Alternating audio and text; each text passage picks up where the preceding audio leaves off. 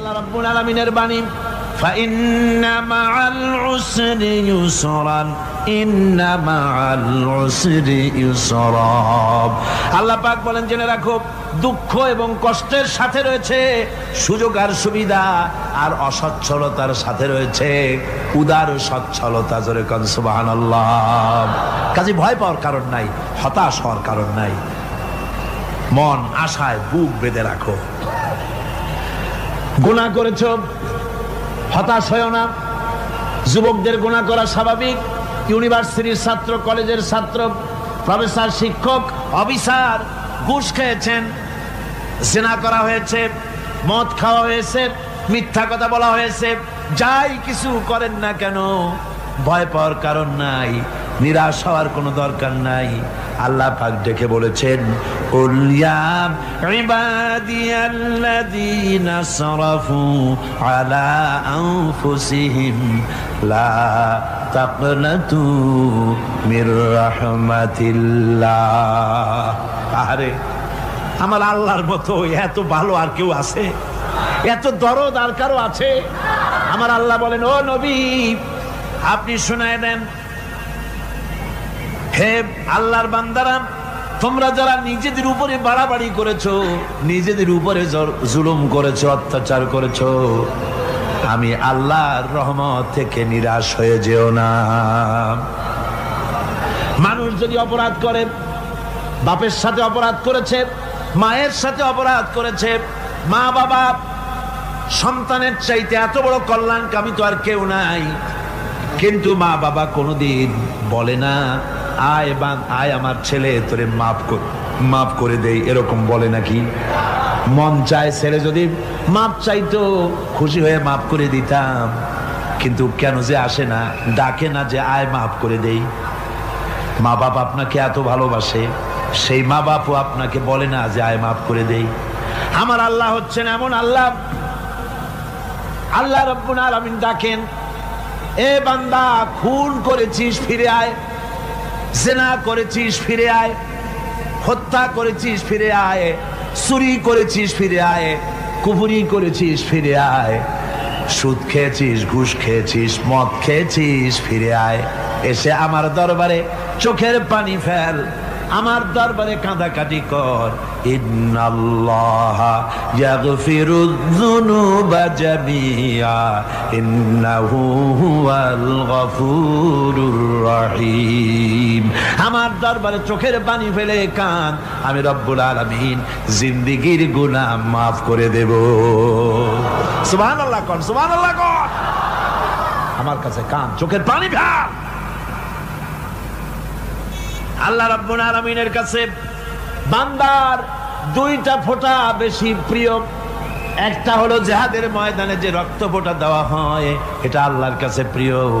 আর আল্লাহর ভয়তে গুনার জন্য লজ্জা করে, অনুশোচনা করে বান্দা যখন চোখের পানি ছেড়ে দেয়, আল্লাহর কাছে এটা অত্যন্ত প্রিয়। নবীজি বলেছেন, বান্দা যখন গুনার ভয়তে, আল্লাহর ভয়তে, জাহান্নামের ভয়তে অনুশোচনা করে যখন চোখ দিয়া পানি ছেড়ে দেয়, ওই চোখের পানি নাকের অর্ধেক আসতে না আসতে আল্লাহ রাব্বুল আলামিন বান্দারে মাফ করে দেন। আল্লাহ বরদাস্ত করতে পারেন না যে বান্দা কান্দুক। আমার ভাইরা, আল্লাহ রহমত, এই পৃথিবীতে আল্লাহ রহমতকে 100 ভাগ করা হয়েছে। আল্লাহ রহমতের কত ভাগ? এই 100 ভাগের 1 ভাগ সারা পৃথিবীতে ছড়াই দেওয়া হয়েছে। আর 99 ভাগ কার কাছে? আল্লাহর কাছে।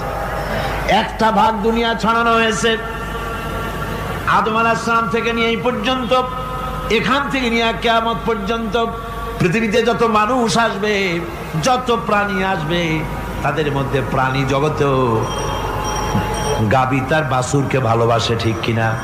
হাতি তার বাচ্চাকে ভালোবাসে, ঠিক কিনা? মুরগি তার বাচ্চাকে ভালোবাসে কিনা? প্রত্যেক মাই তার সন্তানকে ভালোবাসে মানুষের মতো। এই ভালোবাসা, স্নেহ, এই মমতা, এই করুণা, এই মহব্বত 1টা ভাগ দুনিয়ায় দেওয়ার পর আপনি আর আমি যতটুকুন ভাগে পেয়েছি সেই মহব্বতে, স্ত্রীর মহব্বতে অস্থির, মায়ের মহব্বতে অস্থির, সন্তানের মহব্বতে অস্থির। এখন চিন্তা করেন, একটা ভাগ সারা পৃথিবীতে বিতরণ করার পর যেটুক পেয়েছি তাতে যদি এত মহব্বত হয়, তাহলে এর 99 ভাগ মহব্বত যে আল্লাহর কাছে জমা আছে, এই বান্দার জন্য তার কত মহব্বত, এই বান্দার জন্য কত করুণা তার, কত মহব্বত তার, কত দয়া তার। এজন্য আল্লাহ রাব্বুল আলামিন বলেছেন, নাব্বি ইবাদি আন্নী আনাল গফুরুর রহিম।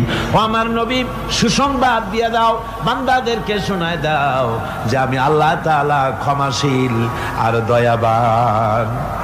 হুজুর কাঁদতেছিলেন, হযরত ওমর রাদিয়াল্লাহু তাআলা আনহু এসে দেখেন হুজুর একা কাঁদতেছে। হুজুর জিজ্ঞেস করছেন, হযরত ওমর জিজ্ঞেস করলেন, হুজুর আপনি কাঁদেন কেন একা একা? হযরত ওমর বলেন, আমি যখন প্রশ্ন করলাম, নবীজি বললেন, আমার কাছে কিছু আগে জিবরাইল এসেছিলেন। জিবরাইল এসে আমাকে বললেন, আল্লাহ পাক বলেছেন, হে আমার নবী, ইসলামের ভিতরে থেকে যে সমস্ত মানুষগুলো ইসলামের ভিতরে থেকে চুল আর দাড়ি পাকায় দিছে, কিয়ামতের দিন এই লোকগুলারে আমি শাস্তি দিতে আমার শরম হবে। হযরত ওমর বলেন, হুজুর উম্মতের জন্য কত বড় খোঁজ খবর এটা, আর আপনি কাঁদতেছেন। হুজুর বলেন, ওমর তুমি জানো না, আমার কান্নার কারণ ভিন্ন। আমার কান্নার কারণ হলো যে আল্লাহ রাব্বুল আলামিন কিয়ামতের দিন দাড়ি চুল পাকা বান্দারে শাস্তি দিতে শরম করবেন। সেই দাড়ি চুল পাকা বান্দাগুলি আল্লাহর সাথে নাফরমানি করতে শরম করে না। আমি এই লজ্জায় কাঁদতেছি। ভাইরা, হুজুর আল্লাহ পাক বলেন, ও আমার নবী, রাতের আধারে যখন একটা বুড়া আমার দরবারে হাত উঁচু করে, একটা বুড়া মানুষ রাতের আধারে যখন আমার দরবারে হাত উঁচু করে আর যখন বলতে থাকে, রব্বুল আলামিন আমার পেছনের জীবনটা বড় খারাপ করেছি, এমন কোন কাজ জীবনে করি নাই যা তোমার কাছে কিছু দাবি করতে পারি, সব রকমের নাফরমানি করেছি, আজ আমি বুড়া হয়ে গেছি, কামাই করতে পারি না, ছেলে আমাকে চোখে দেখতে পারে না, পুত্রবধূ আমাকে ঘরে জায়গা দেয় না, আমার স্ত্রী আমাকে দেখতে পারে না, রোজগার করতে পারি না, হাঁটতে পারি না, চলতে পারি না, সবার কাছে আমি তিতা হয়ে গেছি, আমি দাঁড়াতে পারি না, কোমরে ব্যথা পাই, হাঁটুতে ব্যথা পাই, চলতে পারি না, কানে শুনতে পাই না, চোখে দেখতে পারি না, আর তোমার কাছে কিছু চাইয়া নেব এমন ভালো কাজও করি নাই। এইভাবে যখন বান্দা কাঁদতে থাকে আমার দরবারে, ও আমার হাবিব আমার রহমতের দরিয়ায় জোশ মেরে যায়, আমার শরম হয় এই বুড়াটারে কেমনে খালি হাতে ফিরাইয়া দেই। সুবহানাল্লাহ, সুবহানাল্লাহ। আমার আল্লাহর এত দয়া, আমার আল্লাহর এত মায়া, এত মহব্বত। আমার আল্লাহ রাব্বুল আলামিন বলেন, ওয়াইযা সালাকা ইবাদি আন্নী ফাইন্নী করিব। ও আমার হাবিব, আমার বান্দা আমার ব্যাপারে প্রশ্ন করে, আমি বান্দার একদম নিকটে। কোরআন শরীফের ভিতরে যত জায়গায় রাসূলকে বলা হয়েছে সুয়ালের কথা, আপনাকে প্রশ্ন করা হয়, আল্লাহ তার জবাব কুল এই কথা বলে জবাব দিয়েছেন। যত জায়গায় সুয়াল এসেছে, যেমন কোরআনে কারীমের মধ্যে আল্লাহ পাক বলেন, ওয়ায়াসআলুনাকা আনিল মাহিদ, মেয়েদের হায়েজ সম্পর্কে জিজ্ঞাসা করা হয়, কুল হিয়া আযা, হে নবী আপনি বলুন। এভাবে করে কুল দিয়ে জবাব দেওয়া হচ্ছে। আবার প্রশ্ন করা হচ্ছে, ওয়ায়াসআলুনাকা আনিল আনফাল, এই গনিমতের মাল সম্পর্কে হুজুর আপনাকে, হে নবী আপনাকে প্রশ্ন করা হয়। আল্লাহ কুল দিয়া জবাব দিলেন, আল্লাহ বলেন আপনি বলেন।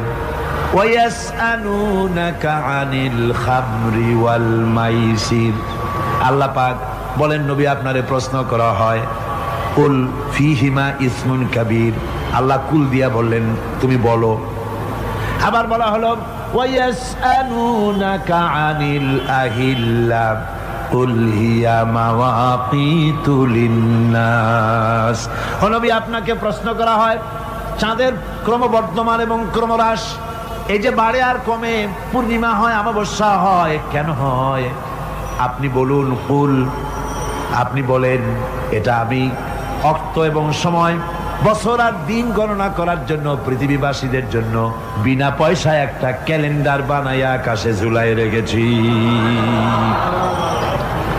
এভাবে যত জায়গায় এসেছে আপনাকে প্রশ্ন করা হয়, তত জায়গায় আল্লাহ জবাব দিয়েছেন, কুল, আপনি বলেন। গোটা কোরআন শরীফের ভিতরে এই একটি মাত্র জায়গা যেখানে বলা হয়েছে আপনাকে প্রশ্ন করা হয়।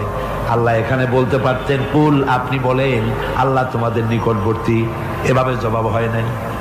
এটা কায়দাটা হলো এই, আল্লাহ বলতেছেন, ওয়াইজা সালাকা ইবাদি, ও আমার নবী, প্রশ্ন তো আমার বান্দারা আমার ব্যাপারে করেছে, এবার আপনার জবাবের কোনো দরকার নাই। প্রশ্ন আমার ব্যাপারে, আমি নিজে জবাব দিয়ে দেই, ফা ইন্নী কারীব। ও বান্দা, আমার ব্যাপারে প্রশ্ন করেছিস, জবাব আমি দেই, আমি তোর সবচাইতে বেশি নিকটে। সুবহানাল্লাহ। কত নিকটে? ওয়ানাহনু আকরাবু ইলাইহি মিন হাবলিল ওয়ারিদ। তোর যে রগ, এই শাহরগের চাইতেও আমি তোর বেশি কাছে। সুবহানাল্লাহ। আমারে ডাক, আমারে ডাক, কলিজা দিয়া ডাক, অন্তর দিয়ে ডাক। মনের থেকে মানুষ যদি ডাকে, মুখের ডাক আর মনের ডাক এক জিনিস নয়। দিল সে জুবাত নিকলতি হ্যায়, असर रखती है पर नहीं मगर ताकते परवाज रखती है। দিল থেকে যে কথা বেরোয় তা প্রভাব বিস্তার করে, ডানা নাই কিন্তু ওড়ার ক্ষমতা রাখে। মনের কথাই ভিন্ন। মন থেকে, দিল থেকে, কলিজা থেকে, অন্তরের গভীর কন্দর থেকে মুহাব্বতের সাথে কেউ যদি একবার বলে আল্লাহ, বলেন আল্লাহ, আল্লাহ, আল্লাহ। আল্লাহ রাব্বুল আলামিন বলেন, অন্তরের অন্তঃস্থল থেকে একটি বার যদি বান্দা বলেন আল্লাহ, আল্লাহ বলেন 70 বার সাড়া দিয়া জিজ্ঞেস করি, বান্দা কি চাও, আমি তোমার কাছে আসি। সুবহানাল্লাহ। আমি তোর একদম কাছে, কি চাস বল, বল আমার কাছে। এমন দয়াবান, এমন মেহেরবান, এমন আল্লাহ আমাদের।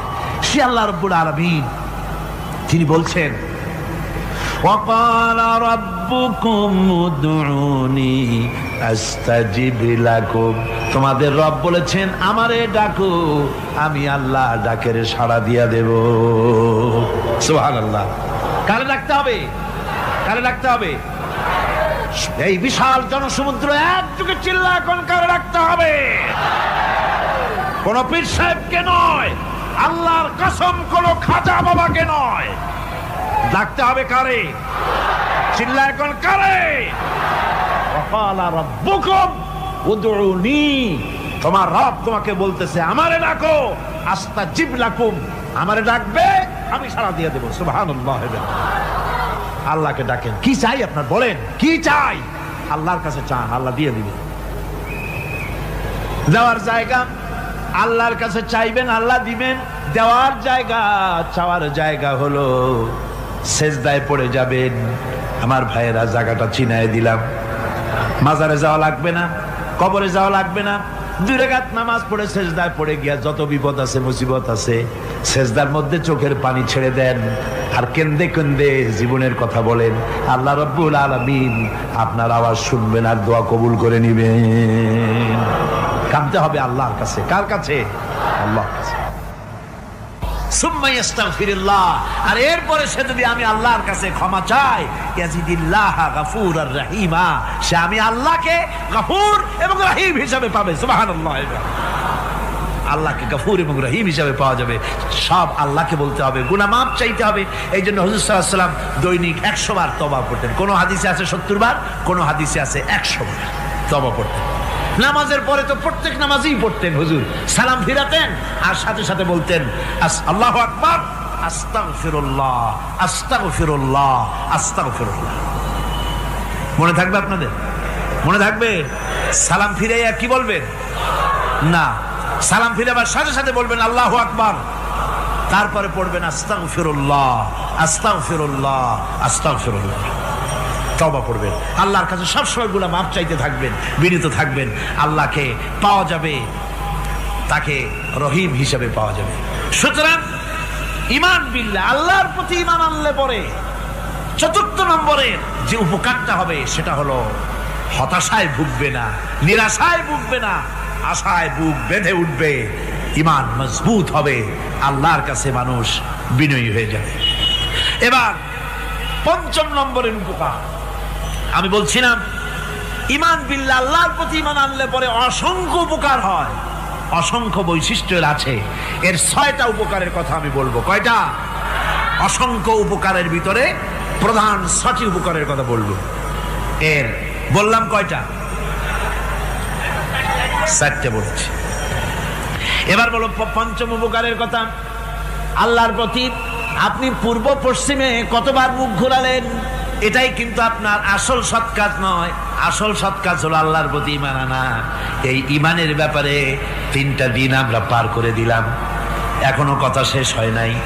আল্লাহর প্রতি ঈমান আনলে পরে যে উপকারটা হবে পঞ্চম নম্বরে, সেটা হলো কঠোর এবং কঠিন বিপদের ভিতরে বান্দার ভিতরে অবিচলতা এবং ধৈর্যের সৃষ্টি হয়ে যাবে।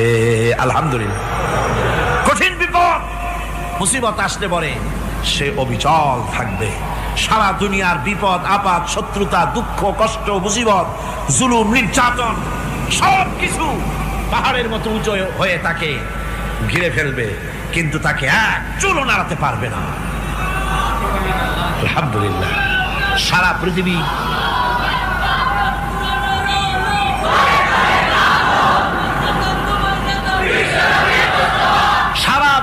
একদিকে আর সে একা একদিকে থাকবে। বিরোধিতা তো হবেই, বিপদ তো আসবে। কবি বলতেছেন, সাথে জাকা রহা হ্যায় আসল সে তা ইমরোজ, সাথে জাকা রহা হ্যায় আসল সে তা ইমরোজ, চরাগে মুস্তফাবি সে শরারে বুলাবিস। সে আবহমান কাল থেকে শুরু করে মুস্তাফা সাল্লাল্লাহু আলাইহি ওয়াসাল্লামের দীপ শিখার সাথে আবু জাহেল, আবু লাহাবের অগ্নিস্ফুলিঙ্গের টক্কর লেগেই আছে। রাসূলুল্লাহ আল্লাহর দেওয়া এই বিধান, এই দ্বীনের বাতিটা টিম টিম করে জ্বলেছে। আর গোরকি, টর্নেডো, হাজার হাজার মাইল বেগে হ্যারিকেন এসেছে, গোরকি এসেছে, টর্নেডো এসেছে, টাইফুন এসেছে, কিন্তু এই আলো নিবাইতে পারে নাই। সুবহানাল্লাহ। এই আলো নিবাতে পারে নাই। এই শত্রুতা চিরকালের, নিবাতে পারবে না। কারণ হচ্ছে আল্লাহ রাব্বুল আলামিন বলেছেন, ইউরিদুনা লিইউতফিউ নূরাল্লাহি বিআফওয়াহিহিম ওয়াল্লাহু মুতিম্মু নূরিহি ওয়ালাউ কারিহাল কাফিরুন। ওরা চায় মুখের ফু দিয়ে আমার আলোকে নিভিয়ে দেবে, কিন্তু আমি আমার আলোকে পূর্ণতা দান করব। তাতে কাফের বেঈমানদের কলজায় যত জ্বালা যন্ত্রণা হোক, আমার দ্বীন কেউ মিটাই দিতে পারবে না। সুবহানাল্লাহ। সুতরাং বিপদে অবিচলতা আসবে, সে অটল হবে, মজবুত হবে। কোরআনে কারীম বলতেছে, ওয়া কাযালিকা জাআলনা লিকুল্লি নাবিয়্যিন আদুওয়াম মিনাল মুজরিমিন।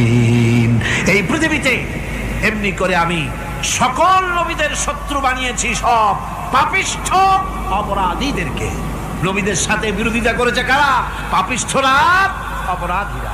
আজও খুঁজে দেখেন, আজও ইসলামী আন্দোলনের বিরোধিতা যারা করে সবগুলি কি? পাপিষ্ঠ। সত্য কি না কর? ইসলামী আন্দোলনের বিরোধিতা যারা করে হিসাব করে, চোখ দিয়ে তাকায় দেখেন, খুঁজে দেখেন তাদের নামগুলি। মদখোর, জেনাকার, বদমাশ, চোর, হাইজাকার, বেনামাজি, লুটেরা, মিথ্যাবাদী, সবচাইতে সমাজের নিকৃষ্ট লোকগুলি ইসলামের বিরোধিতা করে।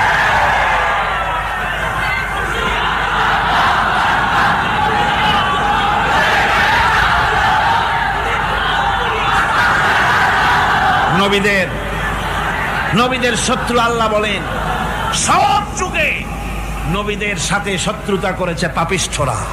আল্লাহর কথা, কার কথা?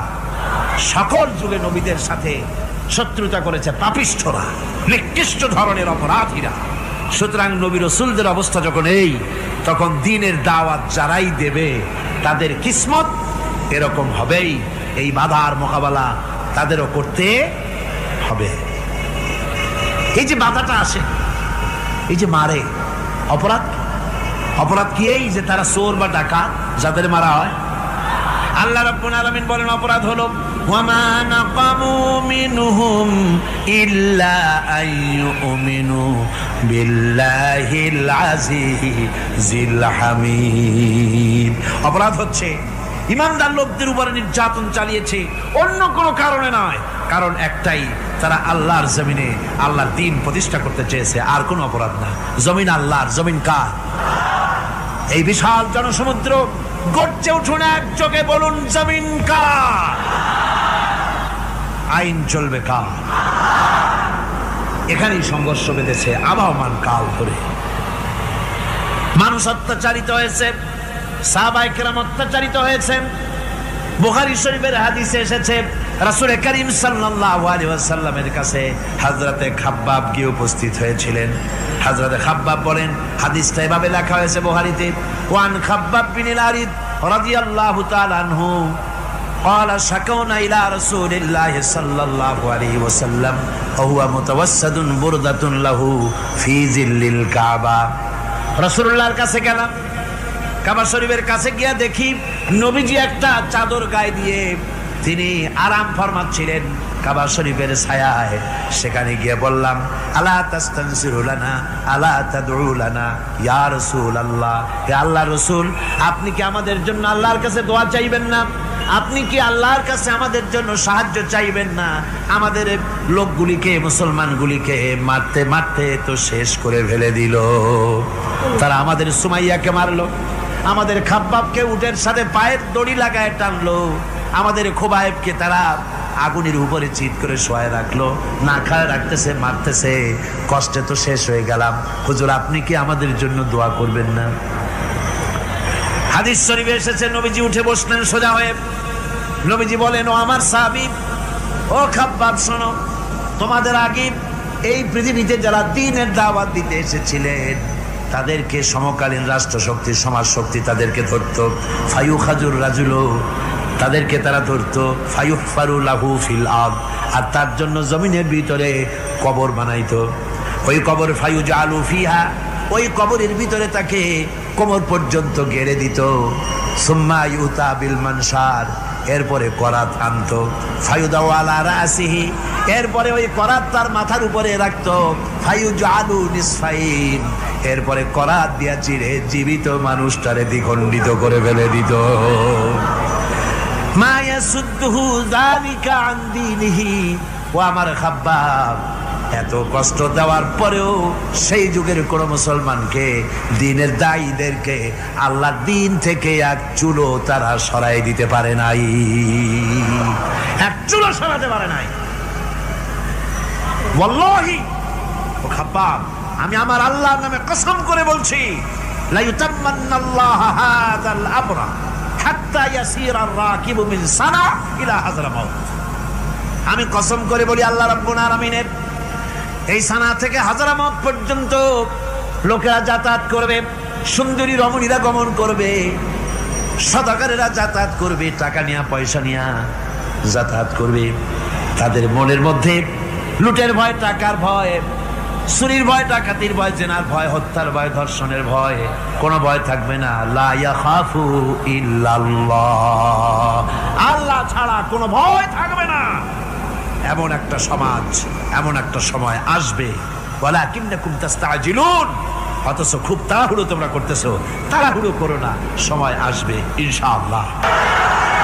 আমার ভাইয়েরা, আমার বন্ধুগণ, কঠিন বিপদে অবিচলতা এবং ধৈর্যের দৃষ্টান্ত রেখে গেছেন আম্বিয়া আলাইহিমুস সালাম। সুবহানাল্লাহ। কঠিন বিপদে অবিচলতা, দৃঢ়তা, ধৈর্য কারে বলে, তার দৃষ্টান্ত কারা রেখেছেন? আম্বিয়া আলাইহিস সালাম, ওনারাই আমাদের আদর্শ, নবীরাই আদর্শ, সাহাবায়ে কেরাম রিদওয়ানুল্লাহ তাআলা আলাইহিম আজমাইন আমাদের আদর্শ। ভাইরা আমার, মুসা আলাইহিস সালামকে ফেরাউন যখন ঘিরে ফেলে দিল, কোরআনের সব কথা গল্প গুজবার ইতিহাসের জন্য লেখা হয় নাই। কোরআনের মধ্যে যা লেখা হয়েছে সব বান্দাদের উপদেশের জন্য, যাতে করে লোকেরা চিরটা কাল এর থেকে উপদেশ নেওয়া নিজেদের তৈরি করতে পারে। জোরে বলেন সুবহানাল্লাহ। মুসা আলাইহিস সালামের কথা আল্লাহ বলেন, ফেরাউন তাকে ঘিরে ফেলে দিল, পালাবার রাস্তা নাই। ফালাম্মা ترى الجمعان قال أصحاب موسى إنا لمدركون। মুসা আলাইহিস সালামের উম্মতেরা বললেন, হে মুসা, পাকড়াও হয়ে গেছি, পালাবার রাস্তা নাই। তিন দিক থেকে আমাদেরকে ঘেরাও করেছে ফেরাউনের শক্তি। সামনে কি? দরিয়া, আর তিন দিকে কি? ঘেরাও আন্দোলন। পালাবার পথ নাই, পালাবার পথ নাই। সারাশি আক্রমণ, ঘেরাও আন্দোলন। এই যে ঘেরাও টেরাও তো আজকে নতুন নাই, ঘেরাও আসছে অনেক আগের থেকে। আসলে কথা বুঝতে পেরেছে? মাইক না থাকলে আমি কি করবো কোন? আজকে এরকম হচ্ছে কেন? আগামীকাল ঠিক হবে ইনশাআল্লাহ, রাগ করেন না। গান হচ্ছে, বসেন বসেন। শয়তান ঢুকছে মাইকের মধ্যে।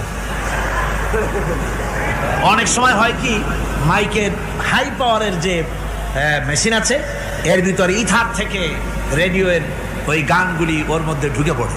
কথা বুঝতে পেরেছেন? এই জন্য শয়তান তো আর বসে থাকে না, ওরও তো কিছু করার আছে।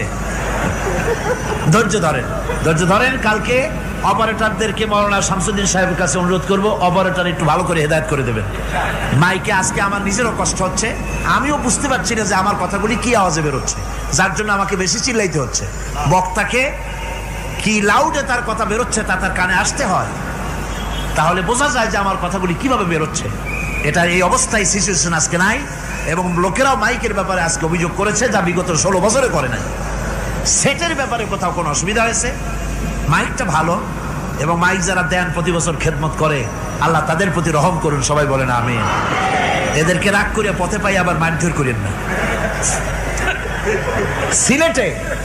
সিলেটের যে তাফসির মাহফিল হয়, বিগত 19 বছর তাফসির করেছি একটানা, এবার 20 বছর পুরো হবে ইনশাআল্লাহ।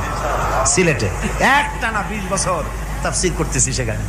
তো মাইক, একটা লোক বিনা পয়সায় মাইক দেয়, মাইকের ভাড়া সে নেয় না। তাফসিরের মাহফিলের মাইকের ভাড়া নেয় না। যে বছর এরশাদ সরকার আমাকে প্লেন থেকে নামতে দিল না, আপনাদের মনে আছে? সিলেট থেকে ফিরাই দিল।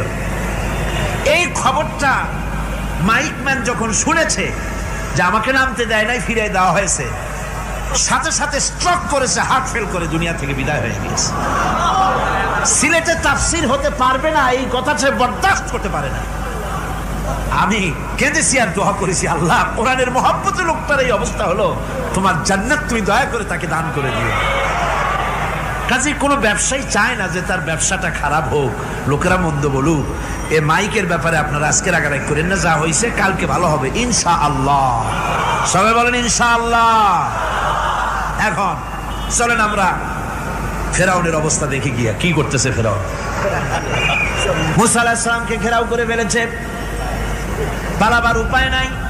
একদিকে দরিয়া, তিন দিকে ফেরাউনের শক্তি। এই যে ঘেরাও টেরাও মানে নতুন তো না, ধর্মঘট নতুন না, পুরানা জিনিস।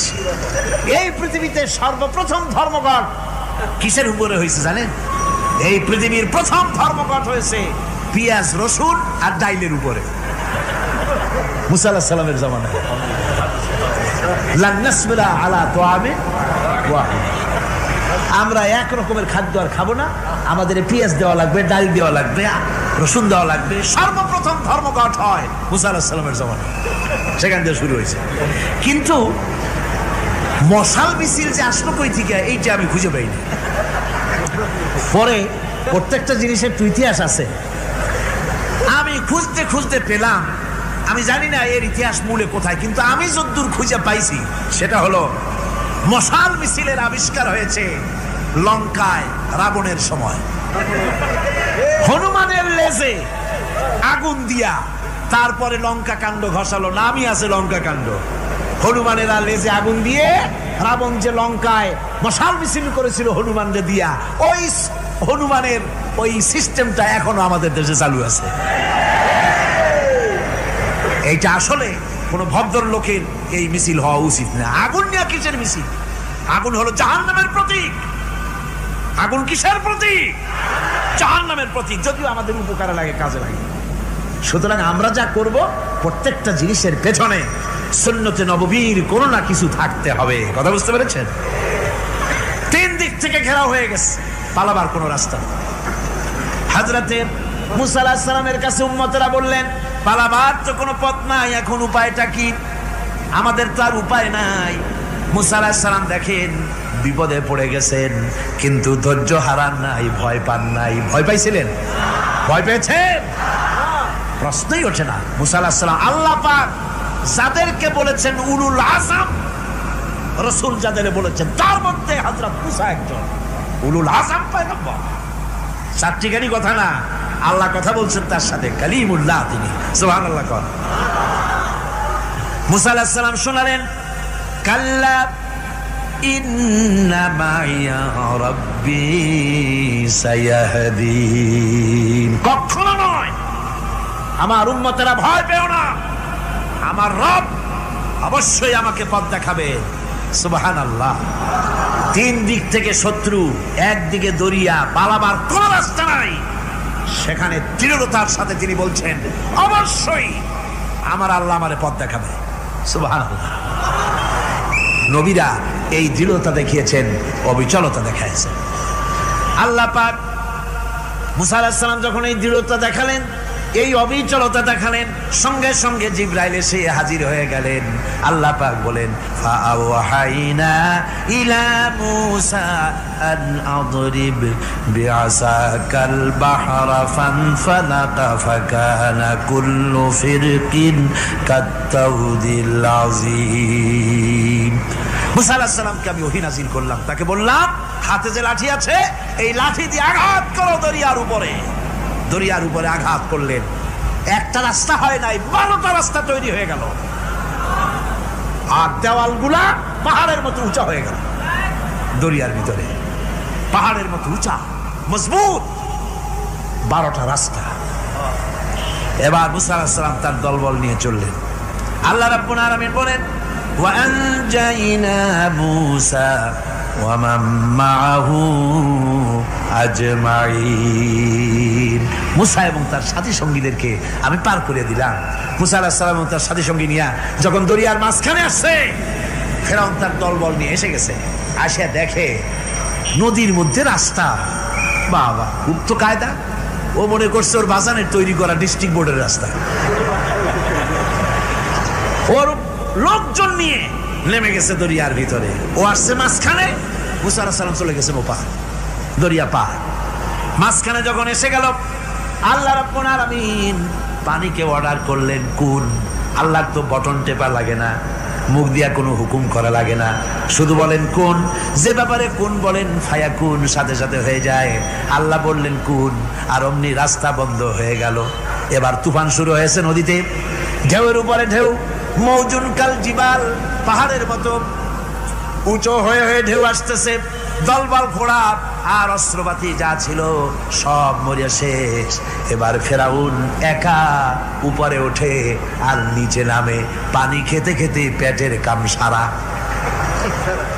জনমের খাওয়া খাইছে পানি, এখন জান যা, বাঁচবার আর উপায় নাই, বাঁচবার আর উপায় নাই। ফেরাউন তার নিজের জীবন সম্পর্কে হতাশ হয়ে গেল। এবার ফেরাউন বলতেছে, আমানতু আন্নাহু লা ইলাহা ইল্লাল্লাযী আমানাত বিহি বানু ইসরাঈল। আমি ঈমান আনলাম, আমি ঈমান আনলাম আল্লাহ ছাড়া কোনো ইলাহ নাই। ওই আল্লাহর উপর ঈমান আনলাম যে আল্লাহর উপরে ঈমান এনেছে বনি ইসরাঈলেরা। আল্লাহ যাতে ঠিক পাইছে কোন আল্লাহর উপর ঈমান আনছে। বনি ইসরাঈল আল্লাহর উপর ঈমান আনলাম। আল্লাহ এই তো মুসলমান হয়ে গেছি, এরপরও আমার সুবাও কেন? আল্লাহ রাব্বুল আলামিন জবাবে বলেন, আল আন, এখন ওয়াকাদ আসাইতা ক্বাবলু ওয়া কুনতা মিনাল মুফসিদিন, এখন ঈমান আনার কথা বলছো, অথচ যুগের পর যুগ, বছরের পর বছর ধরে আমার মানুষের উপরে মন গড়া আইন চালায়েছ, আমার পয়গম্বরের সাথে বেয়াদবি করেছ, আজ তোমাকে আমি ছাড়ছি না, তোমাকে আজকে ছেড়ে দেব না, আমি তোমাকে মারব। আর সমস্ত প্রাণীগুলিকে, স্থলচর প্রাণীগুলিকে আল্লাহ পাক অর্ডার দিয়া দিলেন, এই ফেরাউনের লাশকে ডুবাবি না, পচাবি না, খাবি না, আলিয়াউমা নুনাজ্জিকা বিবাদানিক, আমি তোমার শরীরে বাঁচায় দেব, পোকে খাবে না, পানিতে পচবে না, মাছে খাবে না, কুমিরে খাবে না, দুনিয়ার কোনো পশুতে খাবে না, আমি তোরে শুটকি বানাইয়া রাখবো, যাতে করে দুনিয়ার সমস্ত ফেরাউন যত যুগে যুগে আসে তোরে দেখে যেন হেদায়েত নিতে পারে। ফেরাউনকে আল্লাহ শুটকি বানায় রাখছে। আমি ফেরাউনদের লাশ দেখেছি ব্রিটিশ মিউজিয়ামে। ফেরাউন তো একটা না, অনেকগুলা, আসলদারে অবশ্য দেখিনি। ব্রিটিশ মিউজিয়ামে ওই ফেরাউনগুলার লাশ যখন অসুবিধা হয়, মমিগুলি, তখন ইংল্যান্ডে নিয়ে যায় চিকিৎসা করাবার জন্য। চোখ টোক আছে গর্তের ভিতরে, তারপরে চামড়া টামড়া হাড়ের সাথে মিশানো, ওইভাবে চেহারা দেখলে মনে হয় যে সত্যি ফেরাউনিগুলা।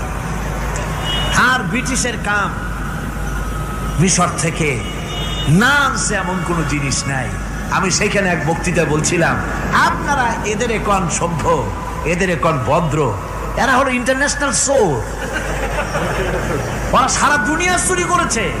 লন্ডনে বক্তৃতা করেছি, সারাটা দুনিয়া চুরি করছে, আমাদের দেশকে শোষণ করেছে। এই বিশাল ভূভাগকে শোষণ করে ইংল্যান্ডের দ্বীপটাকে তারা সাজাইছে। তারা ময়ূর সিংহাসনের, শাহজাহানের ময়ূর সিংহাসনের ময়ূরের বাম চোখে কোহিনূর মণি লাগাইছিলেন, শাহজাহান ময়ূরের ডান চোখে কোহিনূর মণি লাগায় নাই। কোহিনূর মণির অনেক দাম, আমি দেখে এসেছি মণি, এখন সেটা কুইন এলিজাবেথের মুকুটে শোভা পাচ্ছে। সেই মণি এমনি বলে প্রবাদে ৭ রাজার ধন এক মাণিক্য, বলেন এরকম, অনেক দাম। শাহজাহান দেখালেন, আমি মুসলমান, আমার কাছে এটার দাম নাই, এই জন্য ময়ূরের ডান চোখে লাগালাম না, বাম চোখে লাগাই দিলাম। এইটাতে চুরি করছে। তারপরে মিশর থেকে, মিশরের মমি চুরি করেছে, জুতা চুরি করছে, ছাতি চুরি করছে, পিসা চুরি করেছে। আমি বললাম, এগুলা কি ভদ্রলোক নাকি? আর জুতা চোর, পিসা চোর, লাঠি চোর, সব চুরি করছে। যাই দেখেন ব্রিটিশ মিউজিয়ামের মধ্যে সব দুনিয়ার চুরি করা জিনিস নিয়ে তারা মানুষকে দেখাইয়া পয়সা অর্জন করছে। টিপু সুলতানের তরবারিটা পর্যন্ত চুরি করেছে। আজ পর্যন্ত ব্রিটিশ মিউজিয়ামে টিপু সুলতানের তরবারিটা আছে, আমি তরবারিটা দেখে এসেছি। আমার বন্ধুগণ, বলতেছিলাম যে পৃথিবীতে আল্লাহ রাব্বুল আলামিন নবীরা তাদের চরিত্র দিয়ে বিপদের মোকাবেলা করে, দুনিয়ার সামনে কঠিন বিপদের মোকাবেলা করে অবিচলতা, দৃঢ়তা দেখায় গেছেন যে কেমন করে এই পৃথিবীতে বিপদের সামনে মোকাবেলা করতে হয়। ধৈর্য ধরতে হবে, বিপদ আসবে পাহাড় সমান হয়ে, আপনাকে ধৈর্য ধারণ করতে হবে সেভাবে বুক বেঁধে। যেহেতু এটা যদি বিশ্বাস হয় যে আমার কিসমতে যা আছে তার থেকে বেশি কিছু হবে না, তাহলেই আপনার ধৈর্য আসবে, ভয় পাবেন না। কথা ঠিক কিনা কন? এবারে হযরত হুদ আলাইহিস সালাম সম্পর্কে আল্লাহ রাব্বুল আলামিন বলেন, হযরতে হুদকে যখন ষড়যন্ত্র হলো কাফির বেঈমানেরা তাকে মেরে ফেলার জন্য, যখন সরকারি ষড়যন্ত্রে লিপ্ত হয়ে গেল, হযরতে হুদ সমাজের এই চ্যালেঞ্জের মোকাবেলা করলেন। হযরত হুদ বলেন, ফাকিদুনি জামিআন সুম্মা লা তুনজিরুন ইন্নী তাওয়াক্কালতু তাওয়াক্কালতু আলাল্লাহি রাব্বি ওয়া রাব্বিকুম। আমি তোমরা তোমাদের ষড়যন্ত্র আমার বিরুদ্ধে যত পারো আমার বিরুদ্ধে ষড়যন্ত্র চালাও, এতটুকুন আমার অবকাশ দিও না। আমি এমন আল্লাহর উপরে ভরসা করেছি যার হাতের ভিতরে তোমাদেরও জান আর আমারও জান। যা পারো তাই করো। সরকার সমস্ত শক্তি একত্রিত হয়ে আমার মোকাবেলা করো। একদিকে হুদ আলাইহিস সালাম, আর একদিকে গোটা জাতি। হযরত হুদ ভয় পায় নাই। সুবহানাল্লাহ কোন। ঈমান বিল্লাহ মানুষের কলিজাকে এভাবে শক্ত করে দেয়। কোন আলহামদুলিল্লাহ। এবারে এই বিপদের, কঠিন বিপদের মোকাবেলা করে আমার রাসূল যে প্রমাণ দিয়া গেলেন, আমার রাসূল যে কঠিন বিপদের মোকাবেলা করলেন, ভাইরা আমার, হিজরতের রাতে সওর পাহাড়ের ভিতরে যখন তিনি আশ্রয় নিলেন, হযরতে আবু বকরের সাথে ছিলেন। হযরতে আবু বকর রাদিয়াল্লাহু তাআলা আনহু বলেন, হুজুর আপনি দাঁড়ান, এটা তো পাহাড়িয়া গুহা, গুহার ভিতরে সাপ থাকতে পারে, বিচ্ছু থাকতে পারে, আমি আগে ঢুকি, বিপদ যদি হয় আমার উপর থেকে হয়ে যাক। গুহার ভিতরে নেমে গুহা সাফ করলেন। এরপরে হুজুরকে ডাকলেন, হুজুর তাশরীফ নিলেন গুহার ভিতরে। এরপরে হুজুর বললেন, আবু বকর, পাহাড়ে হেঁটে হেঁটে 2-3টা পাহাড় পাড়ি দিয়া যাওয়া লাগে সৌর পাহাড়ে। মদিনার সোজা রাস্তা হুজুর ধরেন নাই, মেসফালার পথ দিয়া জাবালে খেদোয়ার উপর দিয়া 3টা পাহাড় পাড়ি দিয়া তারপরে হুজুর গেলেন সৌর পাহাড়ে। গুহার ভিতরে হুজুর তাশরীফ নিলেন। বললেন, আবু বকর তুমি বসো, তোমার উরুর উপরে মাথা রেখে আমি একটু আরাম করি। হযরতে আবু বকর বসলেন, হুজুর তার উরুর উপরে মাথা রেখে ঘুমায় গেলেন। আর এরপরে কাফির বেঈমানেরা তালাশ করতে করতে কাফেররা এসে গেল পায়ের চিহ্ন দেখে দেখে গর্তের কাছে। হযরত আবু বকর ভয়তে কেঁদে ফেললেন, আরে আর তো উপায় নাই, এবার তো ধরা পড়ে গেছি, এবার নবীজিকে মেরে ফেলে দেবে। নবীর মহব্বতে, নিজের মহব্বতে নয়, নবীর মহব্বতে কাঁদতেছিলেন। হুজুর বলেন, হুজুরের ঘুম ভেঙে গেল। বলো, আবু বকর কাঁদো কেন? ছেলের কথা, মেয়ের কথা, বিবির কথা, বাড়ির কথা মনে পড়লো নাকি? হযরত আবু বকর বলেন, ইয়া রাসূলুল্লাহ, আল্লাহর কসম করে বলি, যেদিন ঈমান এনেছি এই কলিজার ভিতরে মা বাপ, স্ত্রী, পুত্র, পরিজন, এমনকি আমার নিজের জীবনের চাইতে আপনারে বেশি ভালোবাসি। কাঁদো কেন? কাঁদো কেন? হযরত আবু বকর বলেন, হুজুর ধরা পড়ে গেছি, কাফেররা এসে গেছে গর্তের কাছে, তাকালি আমাদের দেখতে পাবে, আমরা তো মাইনরিটি, ওরা তো মেজরিটি, আমরা তো ধরি মারি ফেলাই দেবে, আপনাকে মেরে ফেলে দেবে, এই জন্য কাঁদি। আল্লাহ রাব্বুল আলামিন, হুজুর তখন কি দৃঢ়তা, কি অবিচলতা, কি ধৈর্যের পাহাড় সম মনোবৃত্তি তখন দেখালেন। আল্লাহ কোরআন শরীফে চিরকাল যাতে মানুষেরা হেদায়েত দিতে পারে, সেজন্য হুজুরের কথা উঠায় দিলেন কোরআনে। আল্লাহ পাক বলেন, ইযহুমা ফিল গার ইয ইয়াকুলু লিসাহিবিহি লা তাহজান ইন্নাল্লাহা মা'ানা। ও বন্ধু, ভয় পেও না, আল্লাহ আমাদের সাথে আছেন। সুবহানাল্লাহ কোন। আল্লাহ আমাদের সাথে আছেন। আমরা মাইনরিটি নই, আমরাই মেজরিটি। আল্লাহ আছে আমার সাথে, ভয় পাওয়ার কোনো কারণ নাই। সুবহানাল্লাহ। আল্লাহ পাক বলেন, ফাআনজালাল্লাহু সাকিনাতাহু আলাইহি ওয়া আইয়াদাহু বিজুনুদিন লাম তারাওহা। আমি এদের অন্তরের ভিতরে আমি শান্তি নাজিল করে দিলাম, প্রশান্তি দিয়া দিলাম, আর আমি সাহায্য করলাম, আর এমন সব সৈন্য পাঠায় দিলাম যে সৈন্যগুলি তোমরা দেখতে পাও নাই। সুবহানাল্লাহ ওয়া বিহামদিহি। ভাইরা আমার, রাসূল করিম সাল্লাল্লাহু আলাইহি সাল্লাম এই বিপদের মাঝে, চরম বিপদের মাঝে অবিচলতা, দৃঢ়তা, কঠিন আত্মনির্ভরতা দেখিয়েছেন। এগুলি হলো ঈমানের 5 নম্বরের উপকারিতা। আল্লাহর প্রতি ঈমান আনলে এভাবে পাহাড় সম ঈমান মজবুত হয়ে যায়। জেলের পরোয়া করি না, ফাঁসির পরোয়া করি না, শহীদ হওয়ার পরোয়া করি না, মেরে ফেলে দেবে, উড়ায় দেবে, হত্যা করবে, পরোয়া করি না। পরোয়া করি কেবলমাত্র কাকে? জোরে বলেন, কারে? এইরকম মুসলমান হাজার হাজার লাখ লাখ দরকার নাই, 313 জন যথেষ্ট। কয়জন যথেষ্ট? 313 জন যথেষ্ট। বদরে যারা জান দিয়ে মাল দিয়ে দিনকে প্রতিষ্ঠিত করেছিলেন, এরকম 313 জনই যথেষ্ট ছিল। এই দৃঢ়তা, এই অবিচলতা, এই ঈমান, এই ধৈর্য শিক্ষা দেয়, এই উপকার করে ঈমান বিল্লাহ। আল্লাহর প্রতি ঈমান আনলে এভাবে পাহাড়ের মতো শক্ত হয়ে যায় কলিজা। কোন আলহামদুলিল্লাহ। আমার বন্ধুগণ, এবার আমি বলবো সর্বশেষ উপকারের কথাটা বলি, মোনাজাত ছেড়ে দেব। কয়টার কথা বলছিলাম? উপকার 6টা উপকারের কথা বলেছি। অনেকগুলি বৈশিষ্ট্য, অনেকগুলি উপকারের মধ্যে আল্লাহর প্রতি ঈমানের 6টা উপকারের কথা 5টা বলা হয়ে গেছে।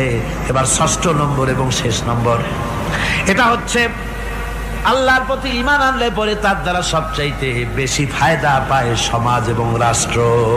কোন আলহামদুলিল্লাহ, কোন আলহামদুলিল্লাহ। আল্লাহর প্রতি ঈমানের দ্বারা নৈতিক সংশোধন হয় এবং রাষ্ট্র আর সমাজ সবচাইতে বেশি উপকৃত হয়। কারণ হলো ঈমানদার ব্যক্তি আল্লাহর প্রতি যে ঈমান এনেছে, তার মনের মধ্যে ধারণা এটা হয়, আমার কোনো কাজ তো গোপন থাকে না।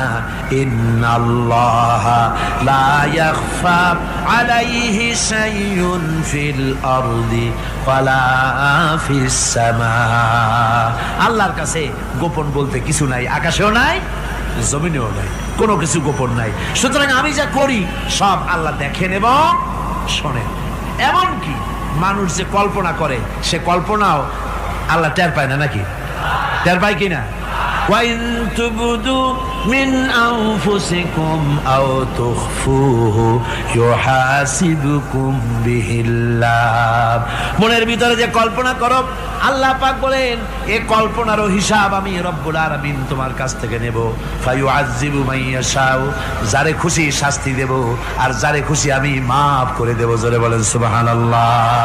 ফায়াগফিরু লিমান ইয়াশা ওয়া ইউআযযিবু মান ইয়াশা, যারে খুশি maaf করব, যারে খুশি শাস্তি দেব, কল্পনারও হিসাব নেব।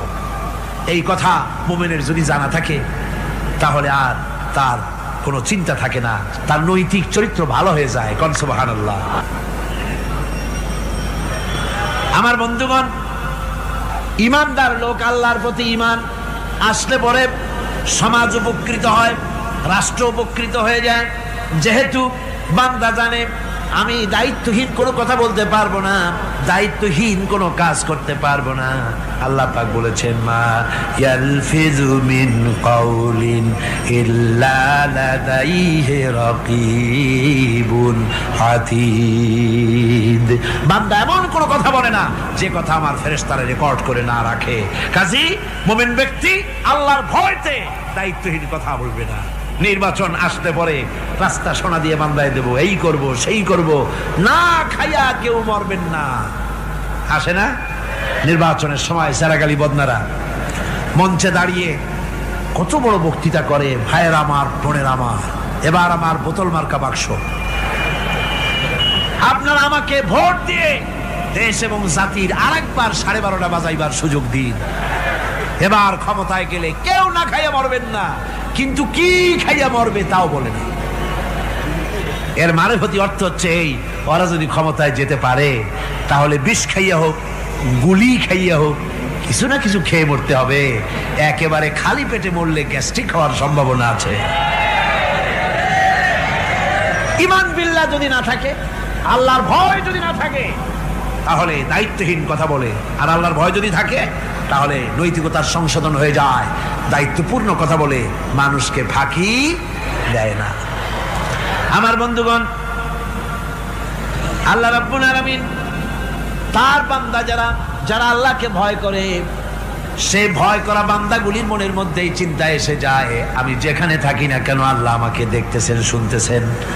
রাতে হোক দিনে হোক, যেখানে আছি আল্লাহ আমারে দেখতেছেন।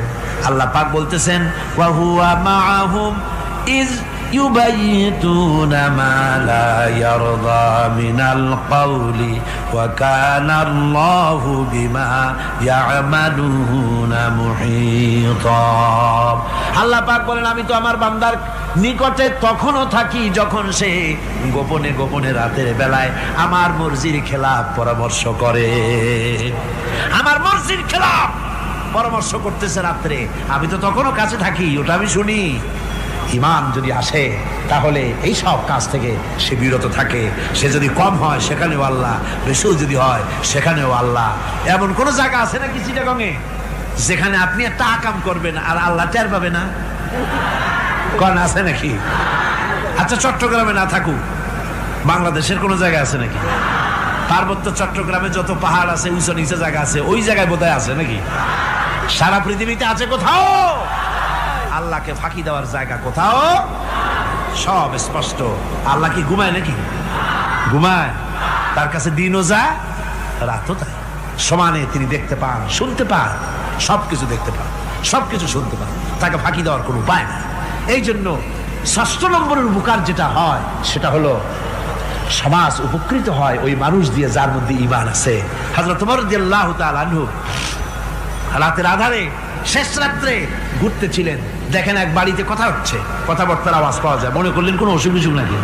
ঘরে গিয়ে কান পাচ্ছেন দেওয়ালের সাথে, শুনতে পাচ্ছেন ভিতরে বুড়ি মা তার মেয়েকে বলছে, এই মেয়ে ওঠ, উঠের দুধ দোয়াই নিয়ে আসছি, এর মধ্যে পানি মিশা, তারপর সকালে বাজারে নিয়ে যা। মেয়ে বলছে, মা এই কামটা আমি পারবো না। কেন পারবি না? হযরত ওমর ফরমান জারি করেছেন, দুধে পানি মিশাতে নিষেধ করেছেন, কাজে এই কাজটা আমি পারবো না। আরে বেটি, আমিরুল মুমিনিন দেখ এখন কোথায় যায়, ঘুমায় আছে। সে কি দেখতেছে নাকি যে পানি মিশাই না কি মিশাই? মেয়ে বলতেছে, মা আমিরুল মুমিনিনকে ফাঁকি দেওয়া যেতে পারে, তার পুলিশ বাহিনীকে ফাঁকি দেওয়া যেতে পারে, কিন্তু আল্লাহ রাব্বুল আলামিনের চোখকে ফাঁকি দেওয়া যাবে না। হযরত ওমর এই কথা শুনে বাড়ি চলে গেলেন আর নিজের ছেলেকে ডেকে বললেন, ছেলে আমার, অমুক জায়গায় একটা বাড়ি আছে, সেখানে একটা যুবতী মেয়ে আছে, ওই মেয়েটার বিয়ে হয়েছে কিনা শোনো, যদি বিবাহ না হয়ে থাকে তুমি তোমার নিজের বিয়ের প্রস্তাব দাও। আমিরুল মুমিনিন এই মেয়েটা সুন্দরী কেমন, স্বাস্থ্য কেমন কিছুই দেখলেন না, দেখলেন তাকওয়া। কি দেখলেন? আল্লাহর ভয়। আল্লাহর ভয় যখন একটা জাতির মধ্যে আসে, পুলিশ লাগে না, পুলিশের কাজ কমে যায়।